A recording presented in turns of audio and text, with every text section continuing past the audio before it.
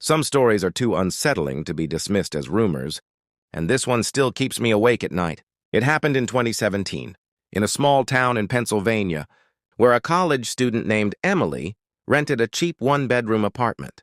The rent was unbelievably low, but the landlord had one condition: she must never go into the basement. At first, Emily thought nothing of it. The building was old, with creaking pipes, peeling wallpaper, and an air that always felt too damp. Nights were the worst. She'd hear knocks from inside the walls, faint scratching under the floor, and sometimes, when she was alone, she swore she heard someone breathing just behind her. One night, while studying late, the sound grew unbearable. A steady dragging noise echoed beneath her feet, like heavy furniture being pulled across concrete.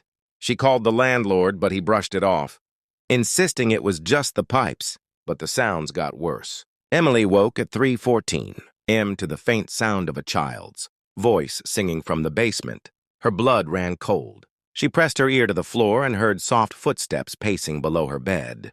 The next day, she couldn't resist. She found the basement door at the end of the hall, locked with an old, rusted padlock. Curiosity outweighed fear. She bought bolt cutters, waited until midnight, and broke it open. The smell hit her first, rot and mildew mixed with something metallic. She clicked on her flashlight and crept down the stairs. What she saw made her stomach twist. The basement wasn't empty. Against the far wall were 3 filthy mattresses, stained dark and crawling with bugs. Old toys, broken dolls, headless action figures were scattered across the floor. And then, carved into the walls, were hundreds of names, scratched so deep into the brick they bled dust. At the very bottom, fresh and raw, was her name: Emily. Her flashlight flickered, and in that brief stutter of darkness, she saw movement. A shape crouched in the corner, too thin, too pale, with eyes that gleamed in the beam. It smiled, revealing teeth that looked cracked and black. Emily dropped the flashlight, bolted up the stairs, and slammed the door shut. She moved out the next day, leaving everything behind. Later, she learned the building had a history.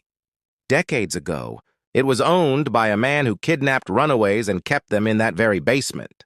The police claimed he died in prison, but neighbors swore they still saw shadows in the windows, and tenants kept reporting the same thing, their names appearing on the basement wall before they left. Emily never spoke of it again, but she says sometimes in her sleep, she still hears the sound of scratching beneath the floorboards.